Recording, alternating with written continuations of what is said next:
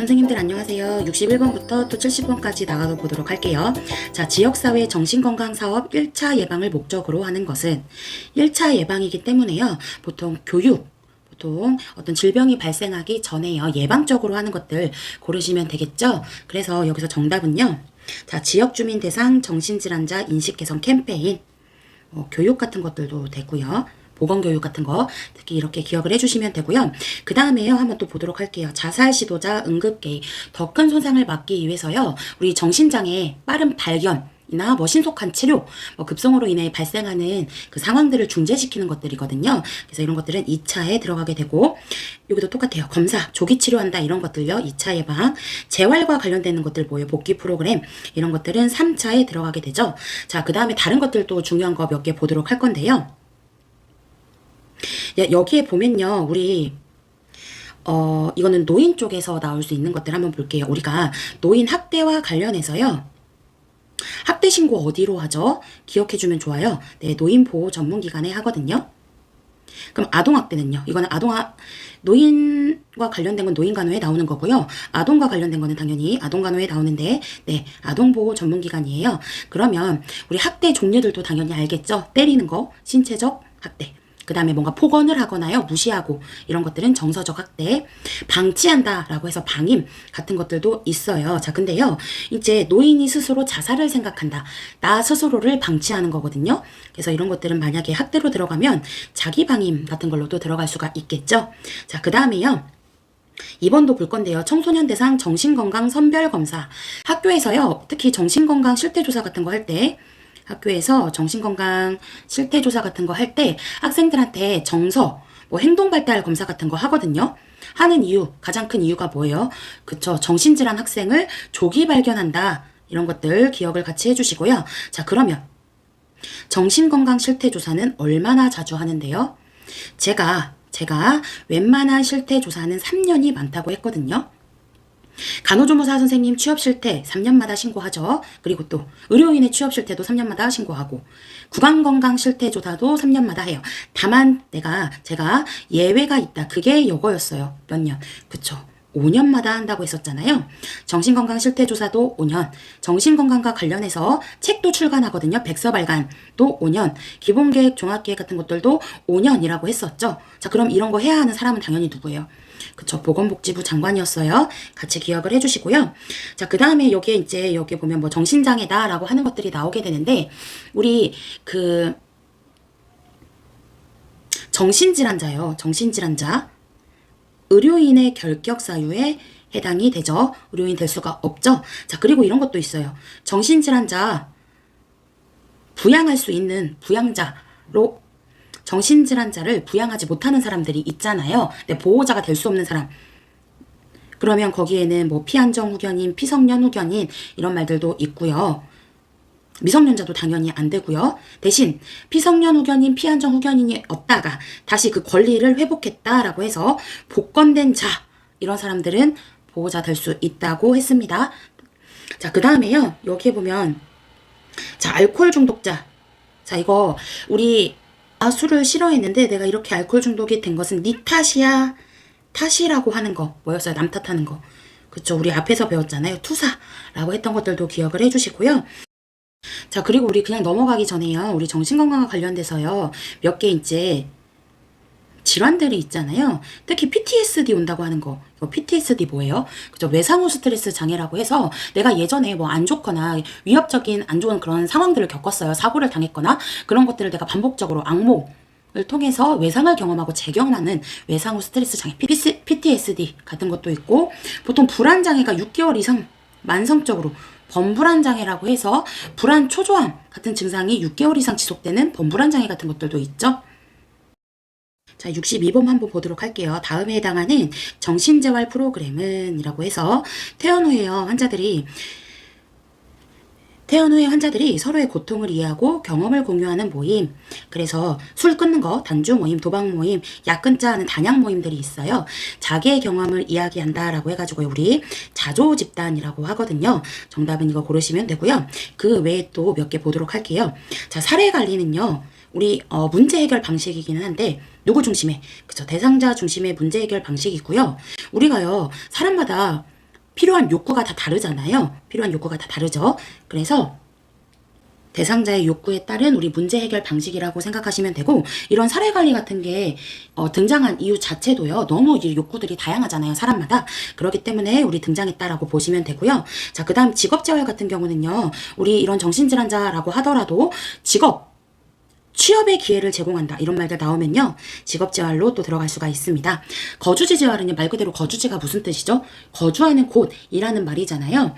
우리가 거주할 곳이 없으면은 사람이 거주할 곳이 없으면 안정된 생활을 할 수가 없는데요. 우리가 통상적으로 그 정신질환자 같은 경우는 보호자, 가족들이 부양자가 되는데요. 만약에 혼자 사는 사람이라면, 혼자 사는 정신질환자라고 하면요, 가족들도 없고 연고지도 없고 혼자서 독립해서 살아가기를 희망하거든요. 그래서 그런 경우에 이제 독립할 수 있는 그런 생활 공간, 거주할 수 있는 재활과 관련된 공간을 우리가 거주지 재활이라고 합니다. 시설은요, 우리 병원에서 퇴원했어요. 가정으로 복귀하기 전에 잠시나마 시험적으로 독립거주를 하는 것을 얘기하고, 이때는 당연히 우리 의료인의 감독을 받는다라고 생각하시면 됩니다. 자, 그 다음에 여기엔 없지만, 자, 또 잘 나오고 중요한 것들이 있어요. 납병원이라고 해서 우리 입원 치료와 외래 치료의 중간이다. 입원 치료와 외래 치료의 중간 단계다라고 해서, 또 낮 시간 동안에만 우리 정신사회 재활, 그런 재활 프로그램에 참여하고 출퇴근 하는 형식의 이런 낮병원 프로그램도 있고요. 또 뭐가 있겠어요? 밤병원 프로그램이 있겠죠. 우리 밤병원은 낮에는 학교생활, 낮에는 직장생활하고, 밤에는 치료와 숙식, 치료도 받고 숙식 지원받는 이런 프로그램 생각하시면 돼요. 그 다음에 우리가 사회생활 하면서 말 그대로 사회적인 기술을 길러주는 훈련인데요. 우리가 사회생활 할 때 사람을 접촉 안 할 수가 없잖아요. 그래서 대인관계에서 어떻게 상호작용하는지 그런 프로그램이나 스트레스 관리 같은 거 어떻게 관리하는지 그런 프로그램과 관련된 사회기술 훈련도 있어요. 자, 이거 상반기에 나온 거거든요. 다음에서 설명하는 정신재활 프로그램은 사실상요, 우리가 정신재활 프로그램은 상당히 많이 있어요. 의식주 서비스를 제공한다라고 해서 우리 생활시설도 있고요.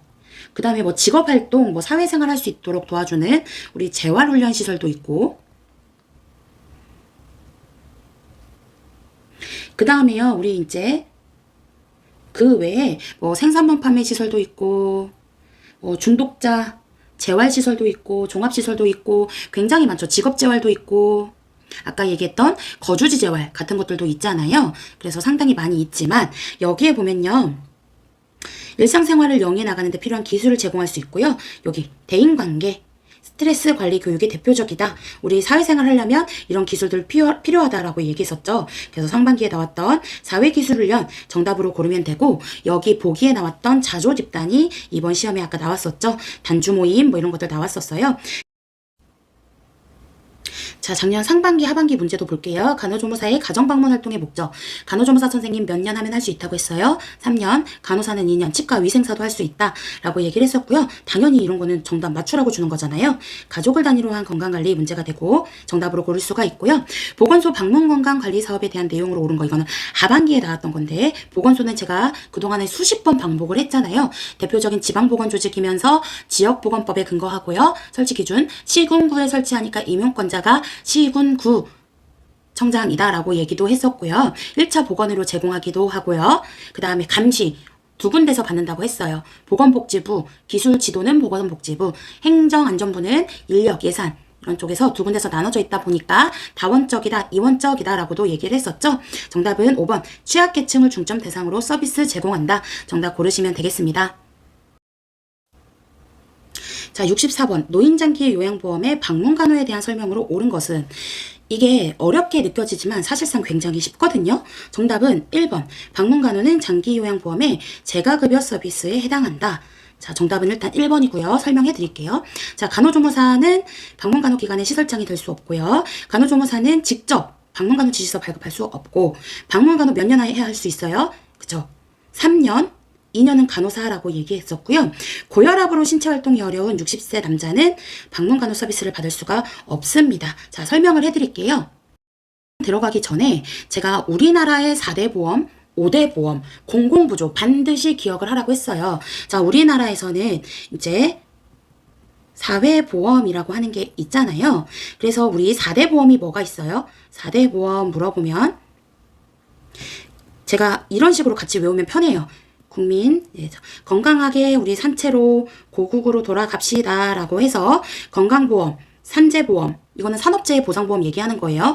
고용보험, 국민연금, 여기에다가 이제 5대 물어보면 노인장기 요양보험이 들어가죠. 자, 그 다음에 공공부조에 들어가는 거 2개 있었죠. 그쵸? 기초생활보장제도. 그 다음에 의료급여가 있었어요. 자, 그 다음에 물론 여기에는 사회서비스라고 하는 것들이 있어요. 그래서 우리 미혼모나 우리 장애인, 그 다음에 취약계층한테 또 지원을 해줄 수 있는 긴급복지 지원 서비스 같은 것들이 보통 여기에 들어가게 되는데요. 제가 이거랑 이거는 또 반드시 기억을 해주자라고 얘기를 했었습니다. 자, 제가 여기에서 소득을 보장해주는 게 있었어요. 하나는 또 의료를 보장해줘요. 소득을 보장해주는 건 뭐예요? 그쵸. 사회보험에서는 요 가운데 3개, 산재보험, 고용보험, 국민연금이 소득을 보장해주고 여기에는 기초생활보장제도가 소득을 보장해준다라고 얘기를 했었죠. 자, 그 다음에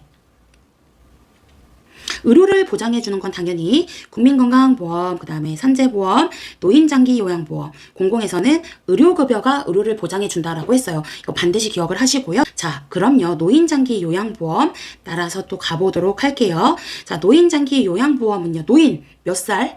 그죠. 제가 65세 이상을 우리 노인으로 정하고 있죠. 그러다 보니까 노년부양비 같은 거 얘기할 때요. 부양을 하려면 당연히 생산 가능한 인구가 노인을 먹여 살리는 거 얘기하는데 생산 가능한 인구 몇 살부터 몇 살? 그죠? 15에서 64세 인구분의 65세 이상 노인 인구가 여기 나오고 곱하기 100 하면 그게 노년부양비다라는 얘기들도 했어요. 자, 일단 어찌됐든 마저 갑시다.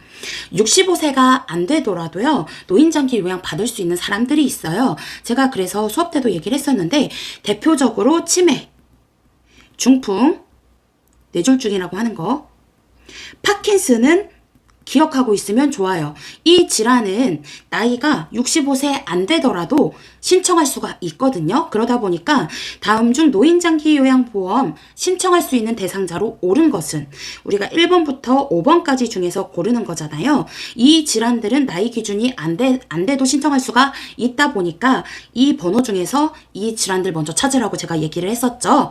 자, 그러면 보험자 어디예요? 돈 주는 곳. 그것도 기억하셔야 되죠. 보험자, 그쵸, 공단이에요. 무슨 공단? 국민건강보험공단이에요. 자, 가입 다 할 수 있어요. 모든 국민이라고 생각하시면 돼요. 우리나라에 살고 있는 외국인도 가능합니다. 자, 그러면요. 신청을 우리 공단에 해서 당연히 신청했으니까 얼마나 우리 노인이 일상생활이 어려운가 방문조사 올 거예요. 방문조사 오는 사람은 여기 공단 직원이 됩니다. 자, 그래서 와서 조사를 한 다음에 조사한 걸 가지고 가서 공단에 제출을 해요. 공단에서 1차 판정을 해주고 또 등급판정위원회라는 곳에서 최종 판정을 해줍니다. 자, 그러면 등급 판정은 무조건 받아야 되는 거예요. 여기에서 뭐 뜬금없이 독거노인은 등급 판정이 필요 없다. 아니에요. 무조건 받아요. 어떤 질환, 치매든 중풍이든 파킨슨이든 아니면 그 어떤 질환이라도 상관없이 무조건 등급 판정은 받는다라고 보시면 돼요. 자, 그러면 등급이 어떻게 나눠져요? 1등급부터 2, 3, 4, 5 인지지원 등급까지 나눠지게 되는데 저는 이거 묶으라고 했어요. 2개 묶고 3개 묶고 하나 놔둬요. 2, 3, 4 등급 판정은 한 번 받고 땡이 아니에요. 그래서 이렇게 등급을 받으면 다시 재심사를 받기도 하거든요. 등급 유효기간이라고 생각하시면 돼요. 1년 없어요. 등급 판정 최소 유효기간 몇 년? 2년이 되는 거예요. 자, 그러면 이렇게 등급 판정을 받고요.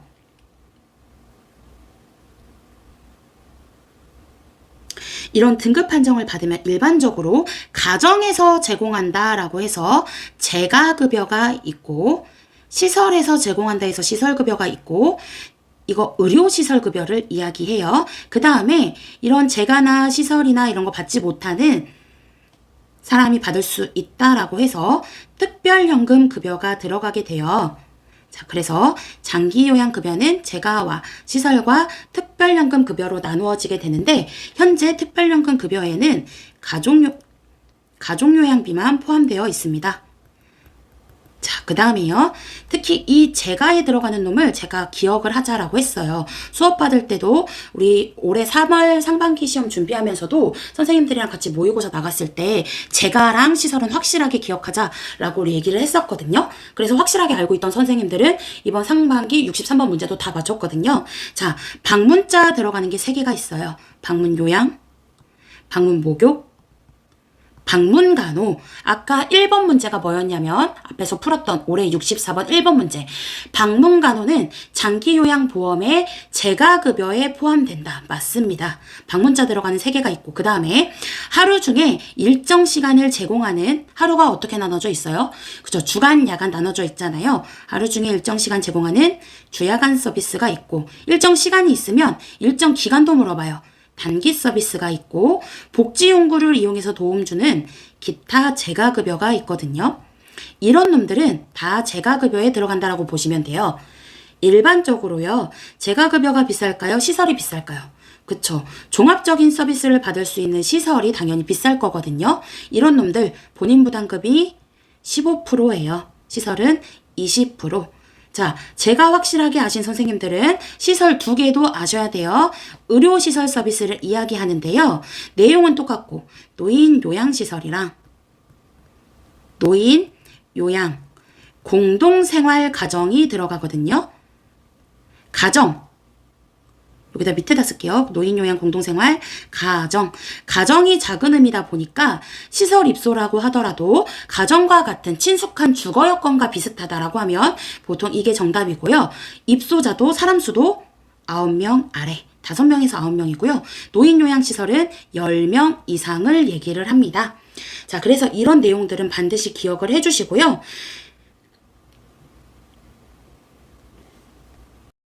다시 한번 또 볼게요. 노인장기 요양보험 당연히 우리나라 5대 보험에 들어가요. 노인 나이 몇 살? 65살. 보험 이거 신청하면 당연히 돈 주는 보험자 어디라고 했어요? 그쵸? 공단인데 무슨 공단? 국민건강보험공단이 보험자입니다. 가입은 우리나라 모든 사람들 할 수 있고요. 자, 그 다음에 제가 나이 기준은 안 돼도 이 질환은 신청할 수 있다. 치매, 중풍, 파킨슨. 다음 중 노인장기 요양보험의 대상자로 옳은 거 1번부터 5번까지 해서 뭐 찾아요?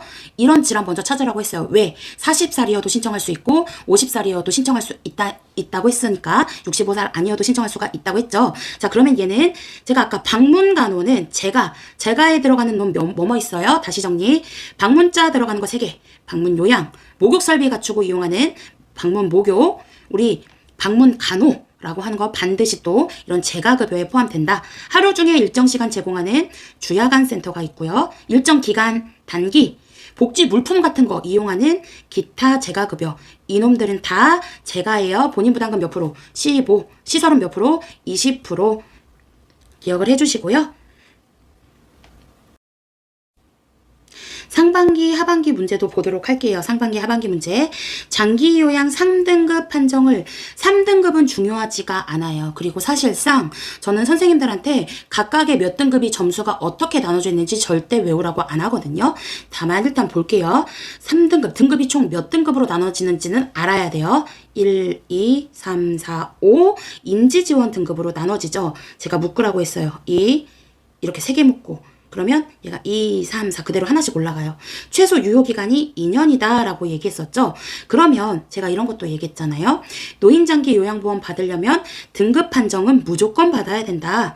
대통령이 와도 등급 판정은 받아야 된다 라고 얘기를 했었죠. 여기에 보면요. 대상자의 가족이 부득이한 사유로 일주일간 집을 비울 때 재가급여에 해당되는 거 등급이 중요하지 않아요.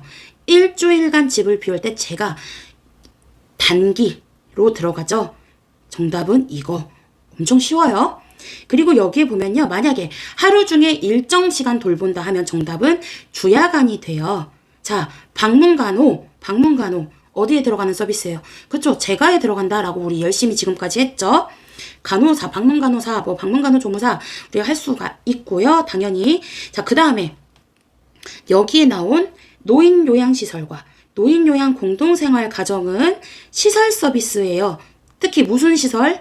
의료시설 서비스예요. 그럼 본인 부담금이 지금 앞에서 얘기한 가정, 재가급여보다 비싸다고 했죠. 20% 들어가고 지금 앞에서 나온 제가 하는 다 15%예요. 본인 부담금. 시설 서비스 본인 부담금이 20%이면서 국가에서 지원해주는 국가 지원금도 20%가 들어가게 되고 우리 흔히 조세라고 합니다. 아 그러면 잠깐만요. 나머지는 뭐예요? 그죠? 보험료예요. 그러면 지금 우리가 뭐든지 하던 간에 총 100%로 따지잖아요. 그쵸? 15에서 20이다.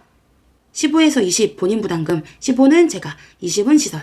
또 나머지 20 이건 뭐예요? 나머지 20은 그쵸? 국가 지원. 그럼 이 나머지는 또 뭐예요? 보험료다. 그래서 노인장기 요양보험이 운영되기 위해서 필요한 돈, 재원은 보험료와 국가 지원금과 본인 부담금으로 구성되어 있죠. 자, 그 다음에 이런 시설 서비스는 의료시설 서비스 두 개 얘기하는 거고요. 노인요양시설, 노인요양 공동생활 가정. 물론 노인요양 공동생활 가정 말고 노인 공동생활 가정이라는 것도 있어요. 그건 주거에 들어가거든요. 근데 그거 외우지 마세요. 일단 제가랑 시설을 완벽하게 알았다 하면 나머지 여가시설이든 주거시설이든 그런 거 외우는 거지. 이런 제가와 먼저 의료시설 서비스를 먼저 완벽하게 아셔야 돼요. 자, 제가 내용은 똑같다고 했고 요거 얘기하면서 가정 주거 여건과 좀 친숙해요. 입소자 몇 명 더 적어야 돼요. 가정이 우리가 가족 이룰 때도 사람 수 많지가 않잖아요. 9명 아래다. 시설 10명 이상이다 라고 얘기했어요. 자, 하반기 것도 볼 거예요. 뇌경색증을 진단받았대요. 아, 중풍 들어가죠. 진단받은 50세 남자가 가정에서 장기요양 서비스를 제공받고자 할 때 신청할 수 있는 장기요양. 이미 정답이 나왔죠. 이거예요. 다만 이거 헷갈리면 안 돼요.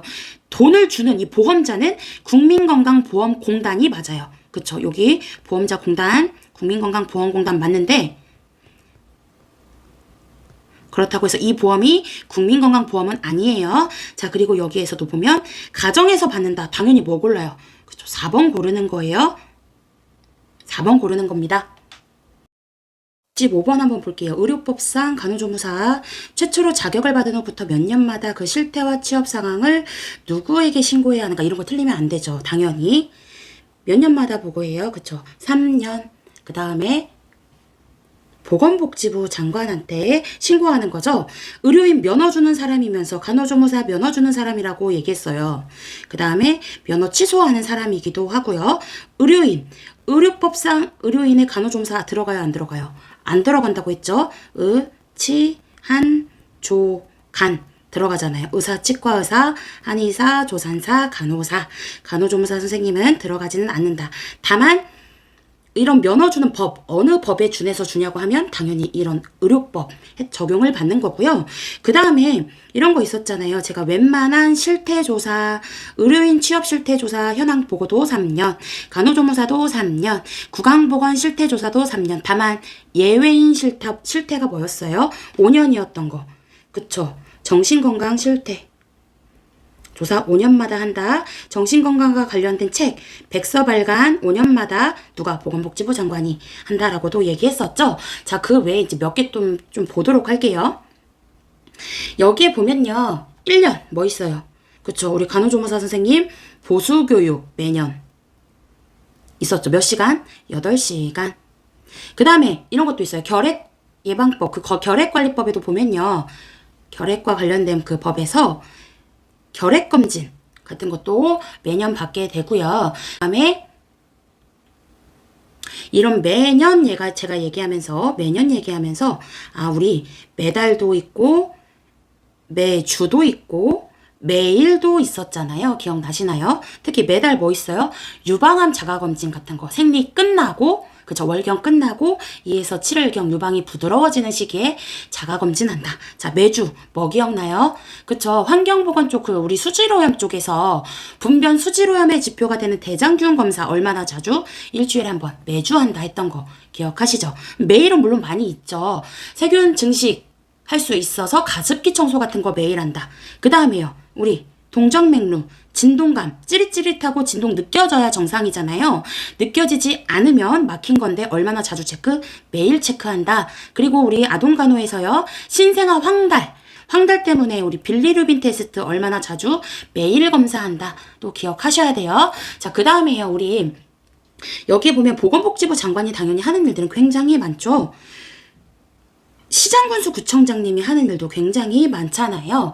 물론 통합적으로 하는 것들도 물론 많이 있기는 하겠지만 제가 아까 전에 이런 모자보건수첩 발급할 수 있는 계획할 수 있는 사람이기도 하고 예방접종 맞으라고 권고하는 사람이기도 하면서 성매개 감염병 같은 거 발생했을 때 우리 지역사회 전파시킬 우려가 있어서 건강진단하게 하기도 하고 병원 같은 거 파업할 때 업무 개시 명령도 하고 그 다음에 결핵 발생했을 때 결핵 동거인 입원시키게 명령할 수 있는 사람에게도 들어가고 굉장히 많죠. 기타 등등등. 그 다음에 제가 이런 것도 얘기했어요. 역학조사, 감염병에서 뭔가 추적한다, 원인을 규명한다 라고 하면 역학조사가 거의 그냥 무조건적인 정답인데 할 수 있는 사람이 역학조사 실시권자가 시도지사, 시장군수구청장도 있고 질병관리청장도 있었거든요. 근데 이 사람이 더 높은 사람이잖아요. 2월 이상의 시도에서 발생했을 때 질병관리청장이 역학조사, 관할 지역에서 발생했을 때 역학조사 실시권자가 시도지사나 시장군수구청장도 된다고 얘기를 했었던 거 기억하시면 돼요. 자, 그 다음에요. 우리요, 그 시장군수구청장은 보건소 임용권자기도 했었잖아요. 보건소. 이 사람, 이 대표적인 지방보건조직이면서 지역보건법에 의한다라고 했어요. 우리요, 지역보건의료계획 수립권자도 누구예요? 그쵸? 시장군수구청장. 또는 시도지사 같이 하거든요. 그래서 이런 지역보건의료계획도 수립을 하면 그에 따라서 보건소가 시행을 하는 거거든요. 그 다음에 또 그냥 넘어가면 또 아쉽고요. 자, 3년. 자, 3년도 볼 거예요. 제가 기록지 중에 3글자 3년 있던 거 있어요. 뭐예요? 진단서 3년 보관 했던 거 기억을 해주시고요. 아까 제가 우리 물론 실태조사도 얘기했어요. 구강건강실태 조사, 그 다음에 의료인 취업실태 현황 보고, 간호조무사 취업실태 현황 보고도 그렇고요. 우리 의료법에서요. 전문병원 평가 얼마나, 전문병원 평가 3년마다 한다. 그 다음에 또 상급 종합병원 평가 얼마마다 3년마다 한다. 당연히 누가? 보건복지부 장관이 하게 되겠죠. 상급 종합병원 같은 경우는 당연히 병상수 몇 개예요. 이거 하기 전에 그냥 종합병원은 병상수 몇 개 이상. 우리가 종병이라고 하잖아요. 종병 100병상 이상. 그러면 상급은 그쵸 500병상 이상이라고 제가 얘기했었죠. 이것도 같이 기억을 해주시고, 그 다음에 제가 5년도 봐야 되잖아요. 5년도 굉장히 많이 있지만 아까 제가 대표적으로 정신건강 실태조사 5년마다 한다. 백서발간 5년. 그리고 인구 총조사. 아이고 이사 오셨어요. 인구 총조사 시작한 때인데 이것도 5년마다 한다. 그리고 제가 웬만한 그 나머지 기록지들도 다 5년이에요. 예외적인 거 빼고. 10년 기록지 뭐예요? 그쵸? 수진이와 진수가 10년 친구. 그래서 수술 기록지, 진료 기록지, 그 다음에 10년 기록지 또 있잖아요. 그쵸? 예방접종 후 이상 반응자 그 기록 현황, 그것도 기록지 10년 보관이고요. 그 다음에 처방전은 제가 몇 년 보관이라고 했어요. 얘는 다 이다. 2명 있어요. 누가 써요? 의사, 치과 의사. 2년 보관하고 두부 작성한다. 기억하시나요? 자, 그러면 하나만 더. 우리 혈액 제재 수령 확인서라고 해서요. 얘도 준 사람 한 부 가지고 받은 사람 한 부 가지거든요. 네, 얘도 두부 작성하는데 다만 얘는 3년 보관한다. 이것까지 하기에는 너무 과부하잖아요. 그래서 앞에서 얘기했던 특징적인 것들 반드시 기억하셔야 돼요. 상반기, 하반기 문제도 볼게요. 의료법에서 정의하는 의료인 당연히 의치한 조간, 의사, 치과의사, 의치한 조간. 정답은 당연히 4번이고요. 약사 포함 안 되고 수의사 포함 안 되고 우리 간호조무사 선생님도 포함이 안 된다라고 얘기했습니다. 자, 그러면요. 다 의료법 적용 받잖아요. 면허 주는 사람도 보건복지부 장관, 면허 취소하는 사람도 보건복지부 장관이라고 했고요. 여기서 그러면 진단서, 검안서, 증명서 쓸 수 있는 사람. 그쵸? 의치한. 그러면 처방전 줄 수 있는 사람, 그쵸? 의치 기억을 해주시고요. 의료인 나왔으니까 의료기관도 볼게요. 제가 법이 바뀌어가지고 예전에는 의료기관, 의료법에서 정의한 의료기관 9개로 봤지만 바뀌었어요. 10개로 보셔야 된다라고 했죠. 의원급, 조산원, 그 다음에 병원급 있다고 했어요. 총 10개다. 이것도 같이 기억을 해주세요. 그리고 조산사는 조산원만 개설할 수 있다. 반드시 지도사 두어야 한다. 라는 얘기들도 했었죠. 자, 그리고 하반기 문제도 봅니다. 의료법상 의료인이나 의료기관 개설자가 10년 동안 수진이와 진수는 10년 징구 수술 기록지, 그리고 진료 기록지. 처방전 몇 년? 2년. 그리고요, 제가 진단서 몇 년? 3년. 그 외 기록지는 5년으로 기억하시면 되는데, 다만 자, 환자 명부 5년이잖아요. 감염병 환자 명부 제가 몇 년이라 했어요? 감염병 환자 명부랑 예방접종 후 이상 반응자 명부는 보건소장님이 가지고 있는데, 이 감염병 환자 명부는 그쵸, 3년 보관이라고 같이 했었던 거 기억하셔야 돼요. 자, 66번 보도록 할게요. 정신건강 증진 및 정신질환자 복지 서비스 지원 법률에 관한 설명상 다음 설명하는 기관은 정신질환자 의료인 결격사유에 해당되어야 한대요. 된다라고 얘기했었죠. 그러면 우리 정신질환자의 부양자 될 수 있는 사람, 고령자 될 수 있어요. 미성년자 안 돼요.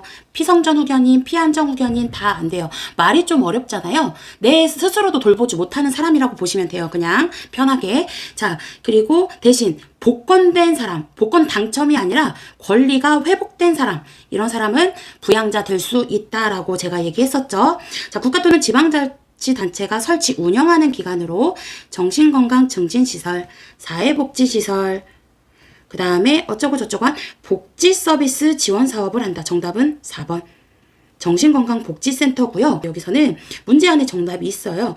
엄한 거 이상한 거 고르지 않으시면 정답 충분히 맞출 수 있었던 거고요. 자, 일단 저는 제가 블로그 자료에도 올려놨었는데, 자, 일단은요, 이 정신건강복지센터가 크게 나눠지게 돼요. 이게 가장 큰 개념이고, 이놈들 다 여기에 들어가는, 이놈들 다 들어가는 놈이라고 생각하시면 돼요. 자, 그래서 이 정신건강복지센터는 우리 크게 지금 여기 얘기했던 정신건강증진시설과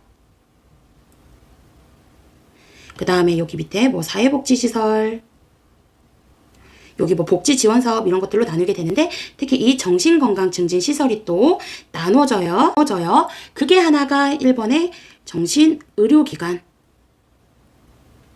그 다음에 정신요양시설, 그리고 정신재활시설이 여기에 들어가게 되거든요. 그러니까 가장 큰 개념은 정신건강복지센터고, 이 세 개를 통합하는 게 또 정신건강증진시설이고, 이게 각각에 또 나눠지게 되죠. 자, 그러면 또 볼게요. 정신의료기관은 말 그대로 의료기관이에요. 정신병원이나 의원, 뭐 정신건강의학과가 포함이 돼요.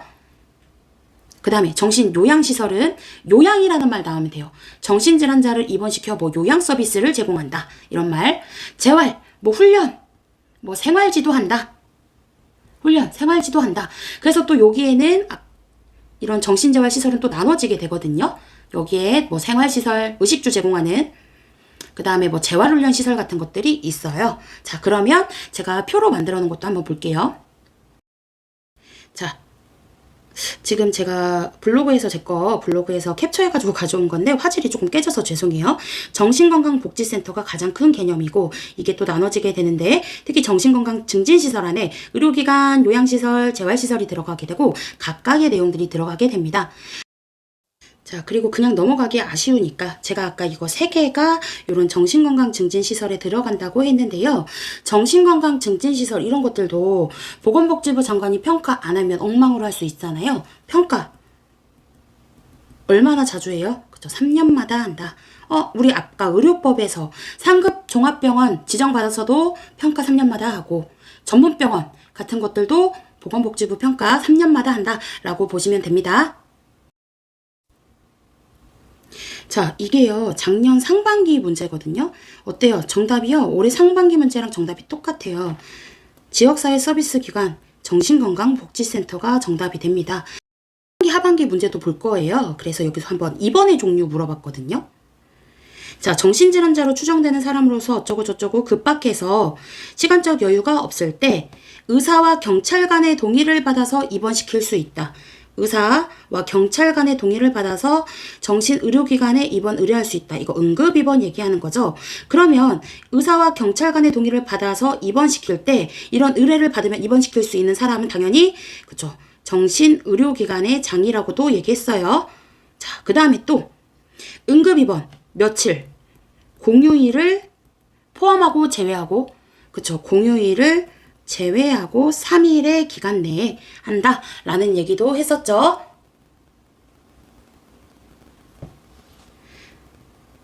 자, 그 다음에요. 나머지 것들도 볼 건데요.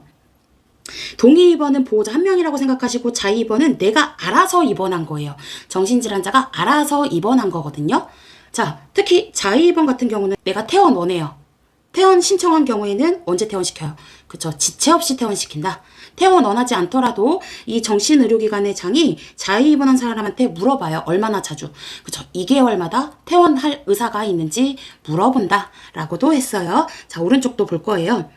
명절에 모인 어쩌고저쩌고 험담한다 어쩌고저쩌고 해가지고 진단을 받고 부모 2인 보호 의무자에 의한 입원이다 라고 했죠. 부모 2인이라고 하면 보호 의무자에 의한 입원, 동의 입원 1명이라고 생각하시면 되고요. 여기에 보면요. 정신건강의학과의 전문의의 입원이 필요하다는 진단을 받았다. 그럼 이 사람 진단서 쓸 거거든요.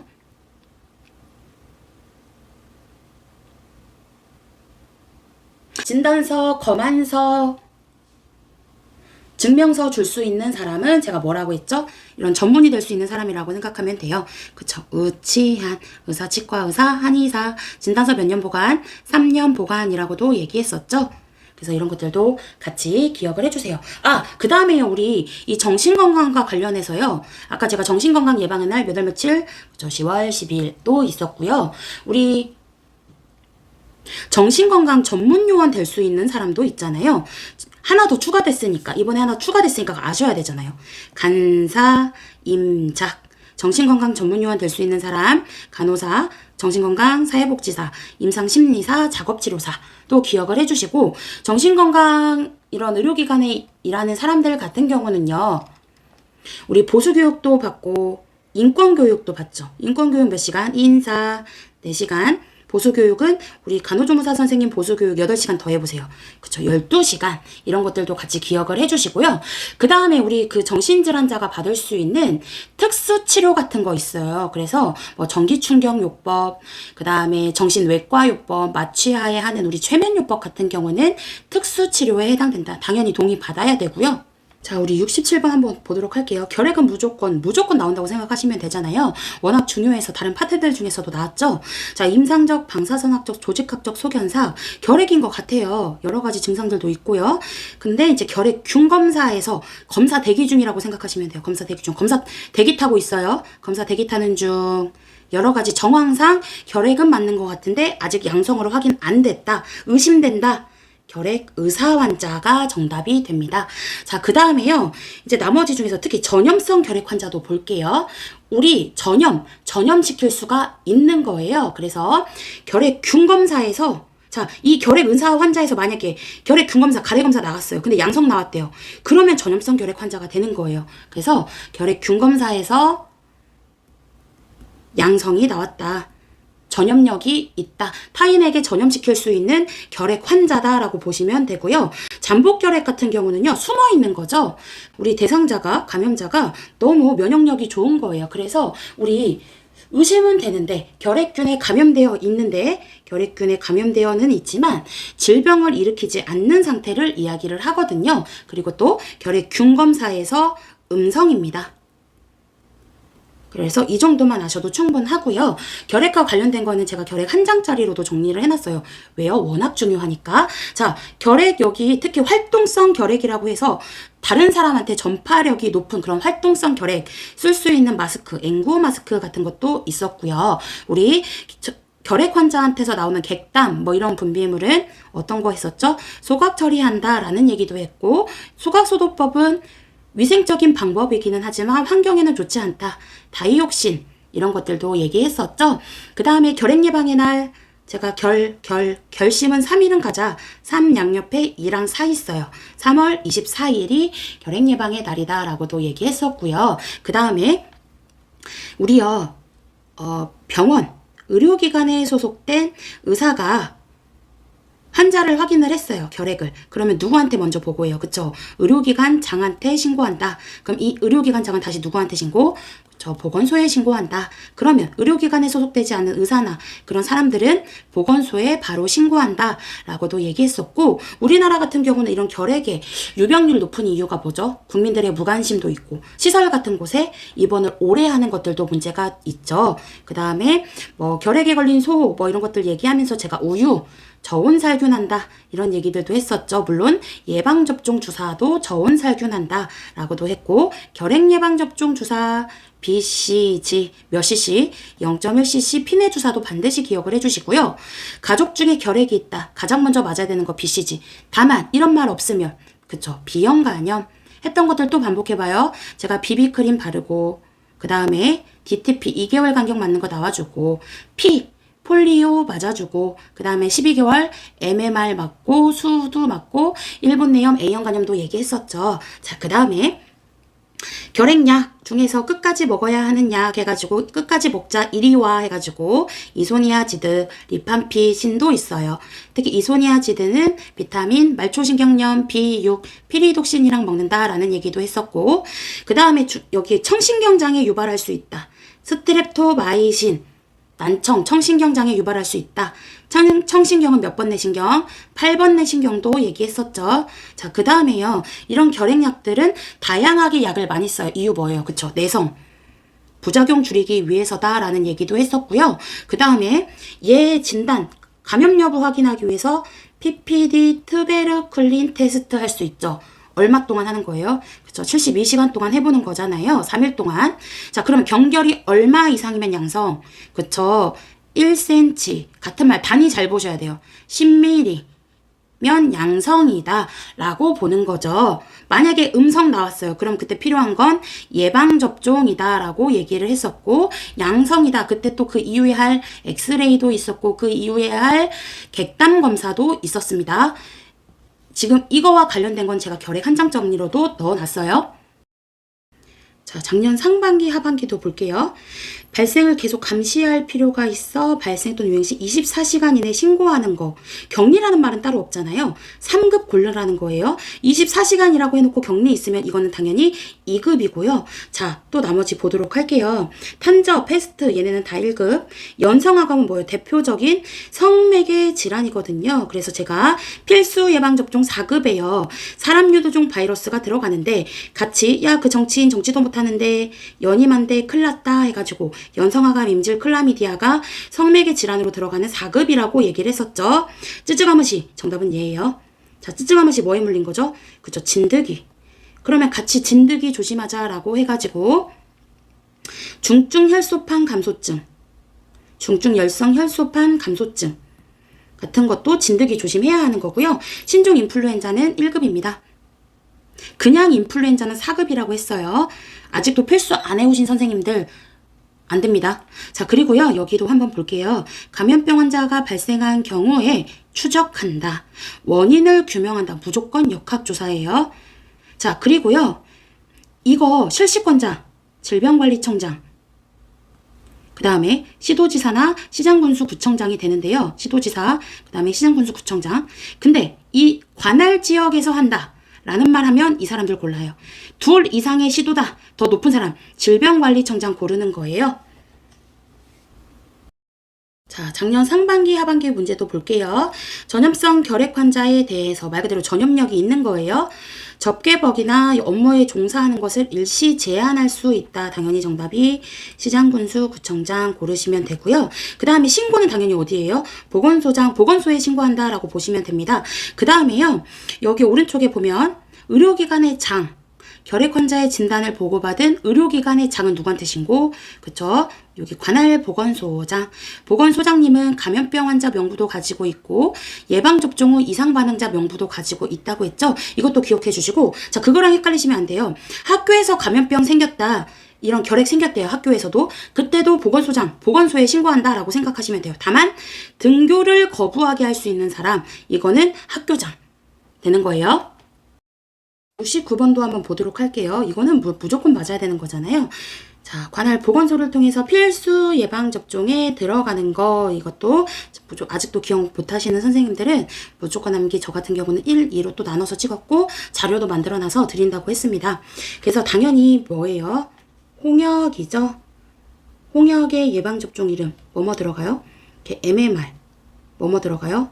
홍역, 풍진, 유행성 이하선염 언제 맞는다 했죠? 12개월 기억을 해주시고, 그 다음에요, 나머지 것들도 사실상 기억을 하시면 좋습니다. 자, 패스트 얘는 1급에 들어가죠. 콜레라, 장티푸스, 세균성 이질은 제가 2급 감염병이에요. 대표적인 A형 간염이 수인성 질환이라고 했어요. 이거 얘기하면서 장모님 콜라 3개 팔아요 라고 해서 장티푸스, 콜레라, 파라티푸스, 세균성 이질, 이놈들도 같은 수인성 질환이라고 얘기했었죠. 물 같은 거 지역사회에서 똑같이 막 물 한번, 예전에는 우리가 지하수 같은 거 같이 많이 잘 먹었거든요. 이런 물로 온다 해가지고 수인성이라고 생각하면 되는데요. 환자 폭발적으로 생기게 되죠. 그리고 수인성 질환이다 보니까 우리 소화기계 증상들, 뭐 오심구토, 설사 이런 거 유발도 할 수가 있고요. 특히 또 나머지 이런 콜레라, 살뜰물 닿으면 또 콜레라가 되고요. 장티푸스는 꼭 기억하셔야 되죠. 왜? 우리나라에서 가장 많은 풍토적인 병이기도 하면서 장천공이면서 비달 테스트도 제가 얘기했었고, 이제 뭐 점액 혈변 이런 것들도 얘기를 했었습니다. 지역사회에서 특히 지하수 물조심, 음용수 관리 잘하자라고 하는 것들도 얘기를 했었고요. 그 다음에요, 지금 여기 이제 홍역 같은 경우는 특징적인 증상이 있잖아요. 제가 코를 홍하고 풀자, 코를 홍하고 풀자, 코플릭 반점. 얘가 발진기에 나타난 거 아니라고 했어요. 언제 나타나요? 우리 카타르시스 느낀다고 하잖아요. 카타르기, 절정에 오르기 전이라고 생각하시면 돼요. 근데 발진기의 증상이 가장 심한 게 아니고, 홍역은 카타르기의 증상이 가장 심하다. 전염력이 가장 심하다. 카타르기, 정국이, 코플릭 반점 꼭 기억하세요. 그리고 당연히 2급에 들어가는 거니까 격리가 필요하겠죠. 자, 구강보건법상 구강보건교육계획을 몇 년마다 수립 실시하나요? 그래서 이것도 우리 얘기를 했었고요. 정답은 매년이고, 그러면 이렇게도 물어볼 수가 있겠죠. 임산부에 대해서 구강보건교육계획을 매년 실시하게 하는 사람이 누구냐? 그러면 시장군수구청장 또 정답으로 나올 수가 있겠죠. 그 다음에 제가 매년 간호조무사 선생님 보수교육 거래검진도 얘기를 했었고, 그 다음에 2년 처방전 보관하는 것도 얘기했었고, 그것뿐만 아니라 혈액 정기평가 이런 것들도 2년이고요. 3년 자, 취업 실태 현황 보고, 그 다음에 구강건강 실태 조사, 상급 종합병원 평가, 전문병원 평가 뭐 이런 거 3년마다 되게 많죠. 자, 그 다음에 4년, 예를 들어 아까 시도지사 시군구 지역 보건의료 계획 수립해야 되는 거 4년마다 수립을 하면 우리가 보건소가 그에 맞춰서 시행한다 라고 보시면 되고요. 5년 정신건강 실태 조사, 그리고 종합계획, 웬만한 종합계획, 웬만한 기본계획, 인구 총조사 이런 것들도 얘기를 많이 했었습니다. 그 다음에요, 우리요, 구강과 관련해서 중요한 것들이 있잖아요. 구강관리용품 지정하는 사람 누구예요? 구강관리용품 지정하는 사람 보건복지부 장관. 그 다음에 치아 오식증 같은 거 예방하려고요, 수돗물 불소농도 적정 유지하려고 하는 그 사업, 그쵸? 수돗물 불소농도 조정 사업 같은 것도 있었고, 그 다음에 이런 수돗물 불소농도 조정 사업 같은 경우는 시도지사, 시구장군수, 구청장, 그 다음에 또 한국수자원공사 사장까지 갑자기 새롭게 나타나잖아요. 그 다음에 적정 불소농도 뭐예요? 그쵸? 물론 최저가 0.6이고 최대가 1이고 0.8ppm 무조건 기억. 그 다음에요, 이 불소용액을요, 우리 양치할 때 양치액에 섞을 거예요. 그러면 불소용액의 농도는 양치 언제 할 때, 그쵸? 매일 1회 하는 경우, 그 다음에 주 1회 하는 경우로 두 개로 나눌 수가 있는데, 매일 1회 하는 경우에는 양치액의 몇 프로? 0.05%, 주 1회 하는 경우에는 양치액의 0.2%다 했던 것들도 기억을 하실 거예요. 당연히 매일 하는 경우에는 농도가 더 옅겠죠. 그쵸. 주 1회 하는 경우에는 조금 더 농도가 짙게 섞어주는 거죠. 그래서 이것도 반드시 제가 기억을 하라고 했었어요. 그러면 또 이런 불소도포는 얼마마다 해요? 그죠. 6개월에 한 번 한다. 이 6개월은 제가 치과기구 점검도 그렇고요. 구강검진도 그렇고, 그 다음에 처음 나오는 유치 6개월도 얘기했고, 모자보건법에서 정의하는 임산부의 정의에 출산하고 나서 6개월 미만도 얘기했었고, 중요한 것도 많이 얘기를 했었죠. 작년 상반기, 하반기 문제도 볼 거예요. 주 1회 양치하는 경우 필요한 거. 매일 1회도 있었죠. 주 1회 하는 경우는 당연히 농도가 조금 더 진할 거예요. 0.2. 매일 하는 경우는 0.05라고 하시면 되고요. 그 다음에 불소, 적정 ppm은 당연히 0.8 ppm, 얼마나 자주 도포? 6개월에 한 번, 이런 것들도 얘기했었습니다. 구강보건법상 구강건강 실태 몇 년? 3년. 제가 웬만한 실태 3년. 다만 정신건강과 관련된 실태는 5년이라고 했어요. 3년과 중요한 거 그럼 한 번만 더 볼게요. 전문병원 평가 3년, 상급 종합병원 평가 같은 거 3년, 정신건강 증진시설 평가 같은 거 3년이라고도 얘기했었습니다. 진단서 3년, 감염병 환자 명부도 3년. 이것도 기억을 해주세요. 의료인 취업실태 현황 보고, 간호조무사 선생님 취업실태 현황 보고, 이런 것들도 다 3년이에요. 자, 상반기, 하반기도 볼게요. 혈액관리법상 헌혈차에 대해서 체열하기 전에 실시하는 건강진단을 당연히 기본적으로 우리 활력징후도 보고요. 우리 혈색소 검사라고 해서 헤모글로빈 수치 같은 것들도 보잖아요. 그래서 이런 것들은 같이 기억을 해주시고요. 같은 경우는 저는 이거 벌금 안 해온다고 했거든요. 정답은 1번인데요. 보지는 않을 거예요. 자, 그리고 또 여기에 보면 다만 중요한 거 한번 볼 건데, 우리 이제 혈액 제제라고 해서 의약품 얘기하면 돼요. 혈액과 관련된 우리 의약품. 혈액 제제 없는 거 뭐 있어요? 그쵸. 농축 혈색소 없다. 칼슘 제제 없다. 라고 얘기했죠. 그 외에 농축 적혈구, 농축 백혈구, 신선 동결혈장, 그 다음에 전혈, 이런 것들, 성분 헌혈 같은 거 있잖아요. 성분 혈액 제제 같은 거 있는데, 농축 혈색소나 칼슘 제제는 없습니다. 그리고 헌혈자는 뭐예요? 혈액을 유상으로 제공하는 사람이에요? 무상으로 제공하는 사람이에요? 그쵸. 무상으로 제공하고요. 거기에 보면 부적격 혈액. 자, 부적격 혈액이 확인됐어요. 이 혈액은 못 쓸 것 같아요. 그러면 어떻게 해요? 그쵸. 왜 부적격 사유가 됐는지 거기에다 스티커를 붙여주죠. 그래서 왜 부적격 사유 기록하고요. 적격 혈액과 분리된 곳에다가 보관한다. 즉시 폐기 안 하죠. 즉시 폐기 안 한다라고도 얘기했었어요. 자, 70번 혈액원을 방문한 자 중 체열금지 대상자는, 저는 이거 선생님들한테 외우라고 안 하거든요. 이런 거 아까 벌금이나 몇 년 징역 이런 거 안 외우라고 했던 것처럼요. 정답은 여기 20 받은 대상자인데요. 다만 외우진 않더라도 몇 개 관련된 주요한 것들을 한 번만 볼 건데요. 우리요, 여기 혈액 관리 업무를 할 수 있는 사람, 자, 누구예요? 그쵸. 의료법에서 정의하는 의료기관도 있고, 몇 개 있다 했어요, 제가. 10개 그거 있다, 의료기관. 그럼 여기에 이제 그 의원이나 병원 들어가는 거예요. 그 다음에 대한적십자사도 있고, 혈액제제 제조업자도 있어요. 이런 경우에는 즉시 보건복지부 장관한테 지체 없이 보고하세요. 언제? 사망한 경우에 지체 없이 보고한다. 이런 얘기들도 했었고요. 아기가 왜 이렇게 공 가지고 보채, 공급 업무, 보존 업무, 체열 업무 이렇게 들어간다고 했었고요. 그 다음에 이제 몇 개 다른 거는 그 외 걸로 볼게요. 맥박이 1분에 75회. 기본적인 성인의 맥박 뭐예요? 60에서 100. 성인의 맥박, 아이의 맥박 제가 반드시 기억하라고 했었죠. 맥박 빨라지는 경우 어떤 경우 있어요? 그쵸. 쇼크 같은 거 반드시 기억을 해주시고요. 물론 그 외에 더 많이 있지만요. 쇼크 같은 거는 반드시 기억해 주시고요. 맥박 느리게 하는 약물 차곡차곡 디곡신 기억하시죠? 네, 강심제다라고도 얘기했어요. 축적작용 있는 거.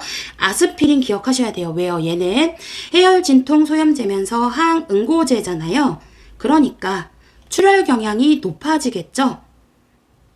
응고하지 말라고 하는 거니까 출혈 경향이 높아져요. 위장 출혈 같은 거 있는 사람 써요, 안 써요? 네, 안 쓴다고 했죠. 항응고제로 쓸 수 있는 것도 뭐 있어요? 헤파린, 와파린, 쿠마린 이런 거 있었죠. 이런 것들 같이 기억을 해주시고요. 그 다음에 일본 내염 예방접종, 일본 내염 몇 급? 상급에 들어가는 놈, 상급에 들어가는 필수 예방접종 맞거든요. 자, 얘 매개체가 모기라고도 했어요. 제가 모기가 매개하는 놈들이 상급에 많이 들어간다. 뭐 있어요? 그쵸? 말라리아도 있고 황열도 있고 댕기열도 있었죠. 물론 직하나 사상충 같은 것들도 모기가 매개합니다. 이런 위생해충 방역할 때 어떻게 해요? 따로따로 하는 게 아니라 동시에 한꺼번에 방역하고 구제하죠. 자, B형 간염 몇 급? 당연히 2급 혈청성 감염이다 라는 얘기들도 했습니다. 오늘은 여기까지 할게요.